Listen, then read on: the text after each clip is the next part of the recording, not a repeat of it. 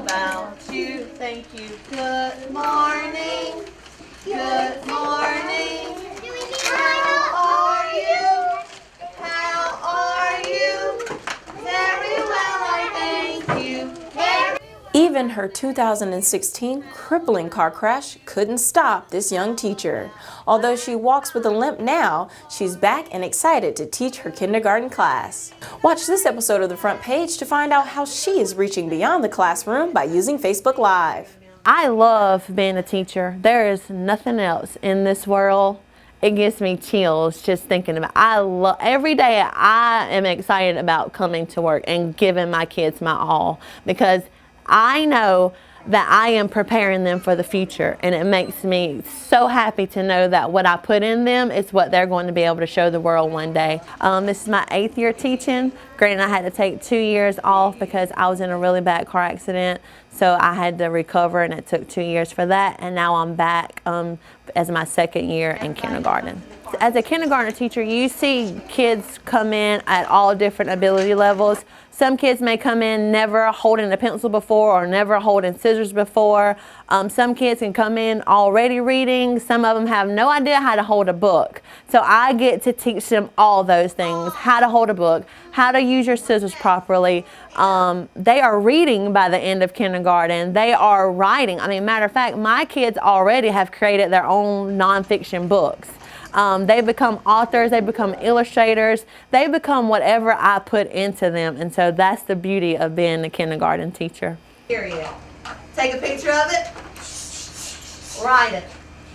Now look at your sentence that you wrote first by yourself. Did you get it right, or do you need some little help? Get it right. All right. My kids know me as the unicorn teacher.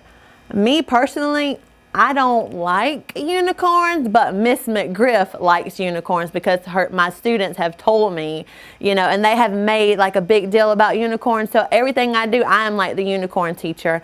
I teach with I did last year, I started teaching with a unicorn headband on. And so when I light it up, then that means I'm giving you knowledge. So it's my turn to shine and it gets their attention. A kindergarten teacher has to be flexible. And you have to kind of know what your kids like and go to that, because you can't reach your kids until your kids know that you genuinely love and you care about them. And the more they know that you care about them and the more they know you love them, they will do so much better just to make you proud. So on Facebook Live, all you have to do is search Story Time with Miss McGriff. Story Time with Miss McGriff is magical. You never know what I'm going to do. Last week, since it was Halloween, I dressed up like a witch and I read in a witch voice, and my kids really loved it.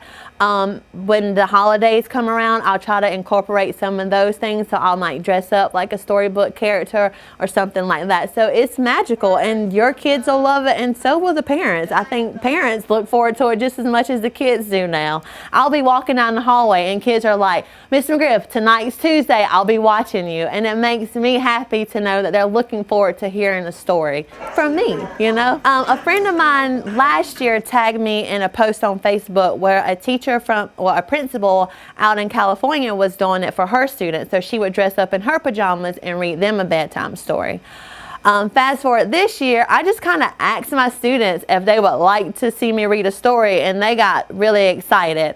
And then I asked my nieces if they thought it would be cool for me to do it, and they said yes. So I took off with it. I read one story. I dressed up in my pajamas. I had a lot of kids tuning in, but their moms also typed their name in, so I speak to all of them before my story gets started. And I ask them questions, and I know I FaceTime my nieces after every story, and they always tell me, like, "Oh, I answered that question," or "I really like what you did, TT," so they give me my feedback. And that's kind of how I got started. It's a way for me to give moms a break, because moms do so much, and that they might forget about reading the story with their kid because their days are so long. So I want to be able to give moms a break so they can go outside and look at the stars if they want to, but at the same time their kid is getting what they need. They're getting a nice story, because kids listening to stories is very, very important, just as important as kids reading their parents' stories. And then this way I can also teach parents like how to ask questions throughout stories too. So it's not only helping the kids, but it's also helping the parents as well. So if parents can look at me and kind of mimic what I'm doing while I'm reading, like asking questions, talking about the title page, talking about the cover page, talking about making predictions before we open the book, listening for rhyming words and things like that, then they can help their child too, because the parents, they are their child's first teacher.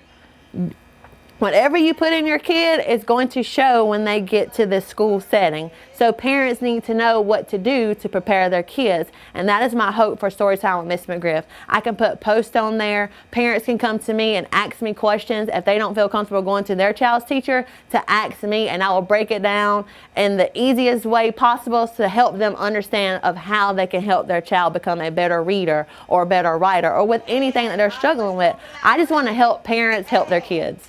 Because like me, if I'm teaching my kids about CVC words, parents might not know that what a CVC word is, but if they know what it is, they can help their child better because they have a better understanding of what they're trying to get their child to do. So every Tuesday at 7:45 on Facebook Live, all you have to do is search Storytime with Miss McGriff, and it will be magical, I promise you. If Facebook will not cut off my feed, it will be even more magical. But if it gets cut off, I always come back because I teach my kids that we have challenges, and that's a challenge, but we can defeat challenges. So unicorns don't give up. We just don't give up. And so I will try again every single Tuesday. I will be there no matter what happens. Every Tuesday, 7:45, there will be a story time with Miss McGriff. We'll be back after a quick commercial break. Everyone's a welcome guest at Crescent Automotive. We're Aiken's Choice Award winner 4 years in a row. That probably has a lot to do with our low upfront windshield pricing and no additional processing fees. Remember, everybody drives Crescent. You should too. Welcome back to the front page. Game on. The game of the week is Great Falls at Rich Spring Monetta. Tune into the Aiken Standard website or the YouTube to watch the game on Friday. Whiskey Road related improvements. City of Aiken requests $30 million from Infrastructure Bank for Whiskey Road related improvements. Read reporter Dee Biles' story for the details. 2 new school programs starting in January. The Hope Center School in Graniteville has new programs in computers and engineering. The training prepares students for careers in information technology and computer service. To read more about these stories, please visit aikenstandard.com. My name is Michelle A. Jackson, and I will see you next time on the front page.